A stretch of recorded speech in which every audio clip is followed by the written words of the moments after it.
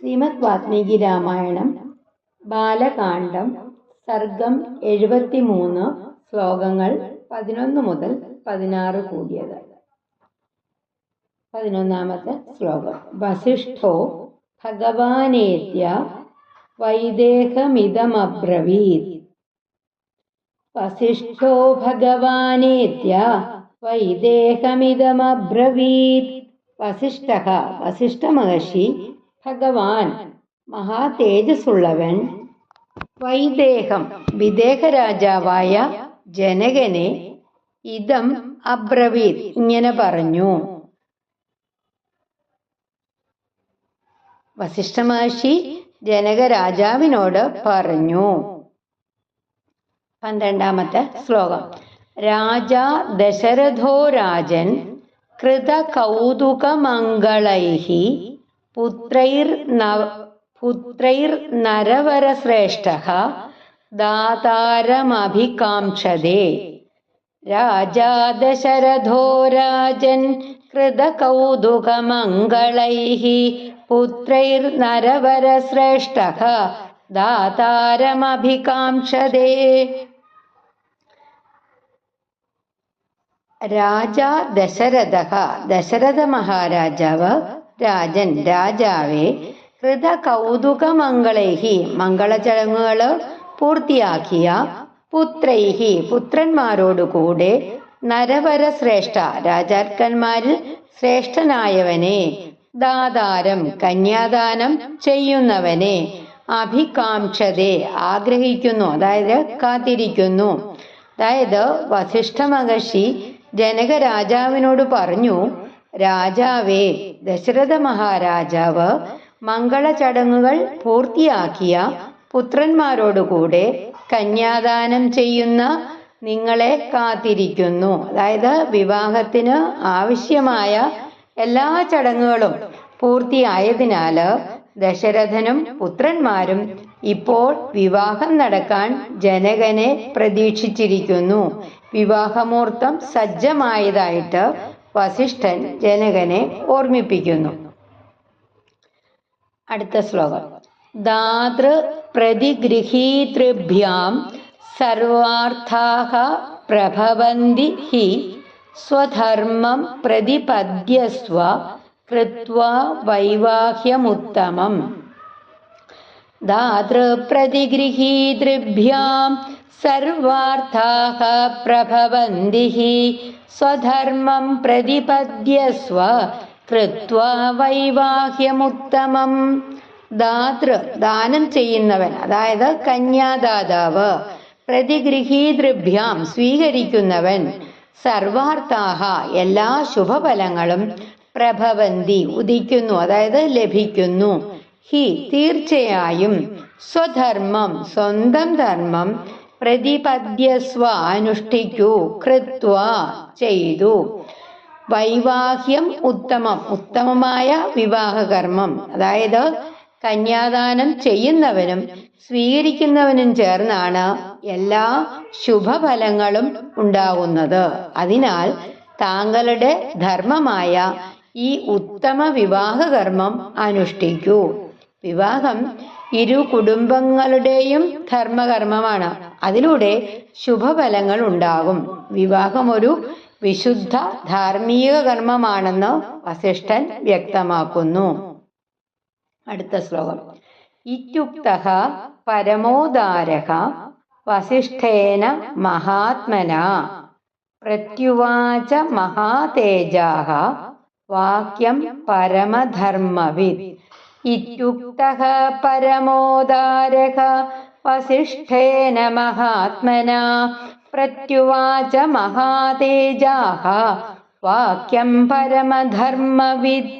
ഇതി ഉക്തഃ ഇത്യുക്തഃ ഇങ്ങനെ പറഞ്ഞപ്പെട്ടപ്പോൾ പരമോദാരഃ അത്യന്തം ഉദാരനായ വസിഷ്ഠേന വസിഷ്ഠനാൽ മഹാത്മന മഹാത്മാവായ പ്രത്യുവാച മറുപടി പറഞ്ഞു മഹാതേജാഃ മഹാതേജസ്സുള്ളവൻ പരമധർമ്മവിദ് ധർമ്മത്തെ നന്നായിട്ട് അറിയുന്നവൻ, അതായത് മഹാത്മാവായ വസിഷ്ഠൻ ഇങ്ങനെ പറഞ്ഞപ്പോൾ മഹാതേജസ്സും ധർമ്മജ്ഞാനവുമുള്ള ജനകൻ മറുപടി പറഞ്ഞു. വസിഷ്ഠന്റെ വാക്കുകൾ കേട്ട ശേഷം ജനകൻ വിനയത്തോടുകൂടി മറുപടി പറയുന്നു. ജനകന്റെ ധർമ്മജ്ഞാനവും വിനയവുമാണ് നമുക്ക് ഈ ശ്ലോകത്തിലൂടെ കാണാൻ സാധിക്കുന്നത്. അടുത്ത ശ്ലോകം. കസ്ഥിതഃ പ്രതിഹാരോ മേ കസ്യാജ്ഞ സംപ്രതീക്ഷ്യതേ സ്വഗൃഹേ കോ വിചാരോസ്തി സ്വഗൃഹേ കോ വിചാരോസ്തി യഥാ രാജ്യമിദം തവ. കസ്ഥിതഃ പ്രതിഹാരോ മേ കസ്യാജ്ഞാ സംപ്രതീക്ഷ്യതേ സ്വഗൃഹേ കോ വിചാരോസ്തി യഥാ രാജ്യമിദം തവ. കഹഃ സ്ഥിതഃ പ്രതിഹാരഃ, ആരുടെ അനുമതിക്കായിട്ട് കാത്തിരിക്കണം. മേ, എനിക്ക്. കസ്യാജ്ഞ, ആരുടെ കൽപ്പന. സംപ്രതീക്ഷ്യതേ, കാത്തിരിക്കേണ്ടത്. സ്വഗൃഹേ, സ്വന്തം വീട്ടിൽ. കഹ വിചാരഃ, എന്ത് ആലോചന. യഥാ, അതേപോലെ. രാജ്യം ഇദം തവ, ഈ രാജ്യം താങ്കളുടേത് പോലെയാണ്. എനിക്ക് ഇനി ആരുടെ അനുമതി കാത്തിരിക്കാനുണ്ട്. സ്വന്തം വീട്ടിൽ എന്ത് സംശയം, ഈ രാജ്യം താങ്കളുടേത് പോലെ തന്നെയാണ്. ജനകൻ ദശരഥനോടും വസിഷ്ഠനോടും പൂർണ്ണ ആദരവോടും ആത്മാർത്ഥതയോടും കൂടിയിട്ട് സംസാരിക്കുന്നു. അതിഥി സൽക്കാരവും വിനയവും ജനകന്റെ മഹത്വവും നമുക്ക് ഇവിടെ കാണാൻ സാധിക്കും. അടുത്ത ശ്ലോകം. കൃതകൗതുക സർവസ്വാഹ വേദിമൂലമുപാഗത മമ കന്യാ മുനിശ്രേഷ്ഠ ദീപ്താ വഹ്നേരിവാർച്ചിഷഃ. കൃതകൗതുക സർവസ്വാഹ വേദിമൂലമുപാഗത മമ കന്യാ മുനിശ്രേഷ്ഠ ദീപ്താ വഹ്നേരിവാർച്ചിഷഃ. കൃതകൗതുക, വിവാഹ മംഗള ചടങ്ങുകൾ പൂർത്തിയാക്കിയ, സർവസ്വാഹ, പൂർണ്ണമായിട്ട് അലങ്കരിക്കപ്പെട്ട, വേദിമൂലം ഉപാഗതാഹ, യാഗവതിയുടെ സമീപത്ത് എത്തിയിരിക്കുന്നു. ആര്? മമ കന്യാഹ, എൻ്റെ പുത്രിമാർ. മുനിശ്രേഷ്ഠ, മുനികളിൽ ശ്രേഷ്ഠനായവനെ.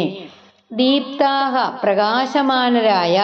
വഗ്നേഹേ ഇവ അർച്ചിഷഃ, അഗ്നിജ്വാലകളെ പോലെ. അതായത് മുനിശ്രേഷ്ഠ, എല്ലാ മംഗള ചടങ്ങുകളും പൂർത്തിയാക്കി അലങ്കരിക്കപ്പെട്ട എൻ്റെ പുത്രിമാർ യാഗവേദിയുടെ സമീപത്ത് അഗ്നിജ്വാലകളെ പോലെ പ്രകാശിച്ചുകൊണ്ട് എത്തിയിരിക്കുന്നു. സീതയും സഹോദരിമാരും വിവാഹത്തിനായിട്ട് ഭംഗിയായി അലങ്കരിച്ച് വേദിക്കരികിൽ എത്തിയിരിക്കുന്നു. വിവാഹ മണ്ഡപത്തിലെ ദിവ്യവും മംഗളകരവുമായ ദൃശ്യം ഇവിടെ ചിത്രീകരിച്ചിരിക്കുന്നു. വിവാഹത്തിനുള്ള എല്ലാ ചടങ്ങുകളും പൂർത്തിയായ ശേഷം വസിഷ്ഠ മഹർഷി ജനകനെ വിവാഹകർമ്മം ആരംഭിക്കാൻ അഭ്യർത്ഥിക്കുന്നു. ജനകൻ അതിയായ വിനയത്തോടും സന്തോഷത്തോടും കൂടിയിട്ട് സമ്മതിക്കുകയും തൻ്റെ പുത്രിമാർ വിവാഹത്തിനായി സജ്ജരായിരിക്കുന്നുവെന്ന് അറിയിക്കുകയും ചെയ്യുന്നു. ഈ ശ്ലോകങ്ങളിൽ നിന്നും നമുക്ക് മനസ്സിലാക്കാനുള്ളത് വസിഷ്ഠന്റെ ധർമ്മബോധം, പിന്നെയോ ജനകന്റെ വിനയം, ദശരഥന്റെ ആകാംക്ഷ, സീതാദേവിയുടെ ദിവ്യ സൗന്ദര്യം, പിന്നെ വിവാഹത്തിന്റെ വൈദിക പവിത്രത എന്നിവ വളരെ മനോഹരമായിട്ട് ഈ ശ്ലോകങ്ങളിൽ നമ്മൾക്ക് കാണാൻ സാധിക്കും. ഒരിക്കൽ കൂടി നമുക്ക് ഈ ശ്ലോകങ്ങൾ പാരായണം ചെയ്യാം. വസിഷ്ഠോ ഭഗവാനേത്യ വൈദേഹമിദമബ്രവീത് രാജാ ദശരഥോ രാജൻ കൃതകൗതുകമംഗളൈഃ പുത്രൈർനരവരശ്രേഷ്ഠഃ ദാതാരമഭികാംക്ഷതേ. ദാതൃപ്രതിഗൃഹീതൃഭ്യാം സർവാർത്ഥാഃ പ്രഭവന്തിഃ സ്വധർമ്മം പ്രതിപദ്യസ്വ കൃത്വാ വൈവാഹ്യമുത്തമം. ഇത്യുക്തഃ പരമോദാരഃ വസിഷ്ഠേന മഹാത്മനാ പ്രത്യുവാച മഹാതേജാഃ വാക്യം പരമധർമ്മവിദ്. കസ്ഥിതഃ പ്രതിഹാരോ മേ കസ്യാജ്ഞാസം പ്രതീക്ഷ്യത്തെ സ്വഗൃഹേ കോ വിചാരോസ്തി യഥാ രാജ്യമിദം തവ കൃതകൗതുക സർവസ്വാഹ വേദി മൂലമുപാഗതാ മമ കന്യാ മുനിശ്രേഷ്ഠ ദീപ്താവഗ്നേരിവാർജിഷഃ ഹരേ രാമ രാമ രാമ ഹരേ ഹരേ ഹരേ കൃഷ്ണ കൃഷ്ണ കൃഷ്ണ ഹരേ ഹരേ. ശ്രീ ഗുരുവായൂരപ്പാ ശരണം.